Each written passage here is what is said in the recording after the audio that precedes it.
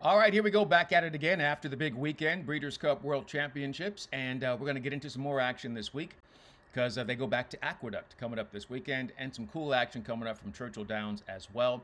This is the time of year where the 2-year-olds are still trying to kind of get things cranked up to get ready for next year, and most of the other big horses might be shut down because after Breeders' Cup, usually all the Eclipse Awards are kind of decided by those races, and maybe you have a couple of races coming up here that might influence the voters for an award that does not matter to anybody.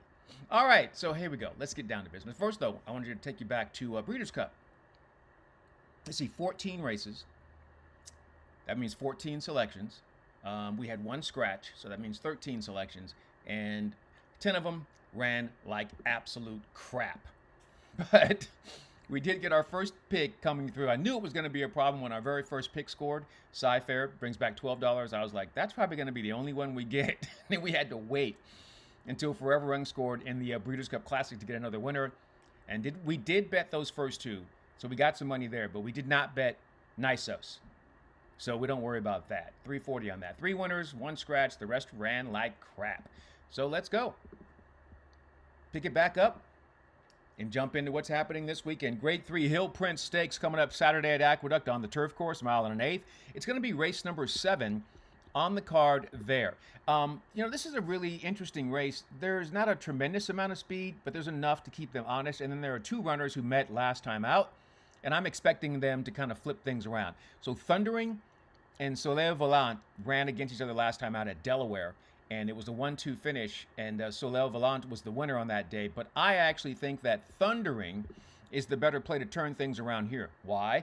Because as I mentioned, there's some speed, but not a lot of speed. So Thundering can be in the perfect spot, and taking those blinkers off, they'll hopefully relax a bit more. And they've got a good enough kick and early speed where Johnny V can put this horse where he needs him to be. And I think that's the key. First off, Johnny V riding is huge. And then I think that the versatility of the horse puts them in the right spot.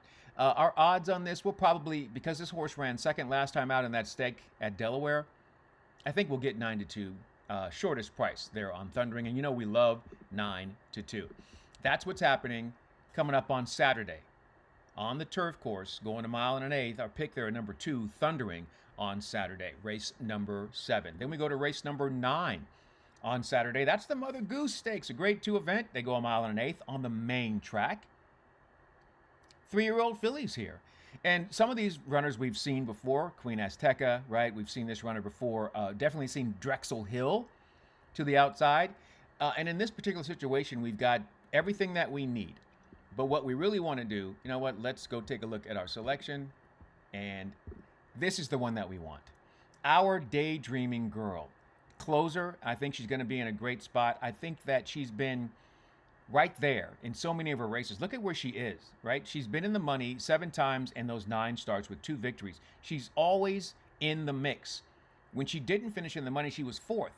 So she's always makes her run, and I think we'll get great value on this runner. So I'm going to go with the 4. It's the number 4 in race number 9 on Saturday from Aqueduct. It is Our Daydreaming Girl in the grade 2 Mother Goose.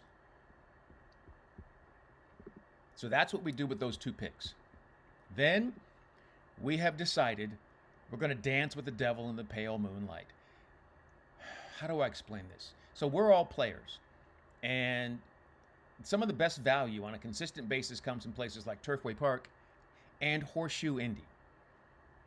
But I don't know why, on a stormy, snowy day in Florence, Kentucky, Turfway Park makes 10 times more sense than Horseshoe Indy does on a beautiful sunny day. But I'm trying to figure out what's making it so hard to pick winners at Horseshoe Indy. Is it the morning line odds maker? Is the morning line completely way off? Or is it just that competitive? Like, I don't know. But I'm drawn to it because I love a challenge. And so we're going to try and get our play of the day on Wednesday with a horse that we've seen before, and it's a nice horse for this level. They're going to be on the turf course for our play of the day at Horseshoe Indy. It's race number 6, 1 mile on Wednesday. Race number 6 on Wednesday. 12 runners. Count of Amazonia. This horse has faced some better competition and is pretty consistent in terms of making that move from off the pace. And the only issue I have is you're taking a chance on what's called a claiming trainer. Bob Hess Jr. is a claiming trainer. He is a poor man's Bobby Frankel. And what I mean by that is Bobby Frankel did an exceptional job of taking horses from the claiming ranks and then putting them into stakes and then understanding how that worked in the stakes company. Excellent at that. Bob Hess is a really good claiming trainer. On stakes races, I don't really have much confidence in him, but claiming races, optional claiming races, allowance races, love him. And I think Count of Amazonia is consistent, has seen some better competition, has the right running style, now second off the layoff. I think they'll be in the perfect spot. This was 9-2 on the morning line, or 7-2 on the morning line, rather. We'll probably get 5-2 if we're lucky in that situation. But that's what we're doing. We're taking a chance, but I think it's a chance that can work out.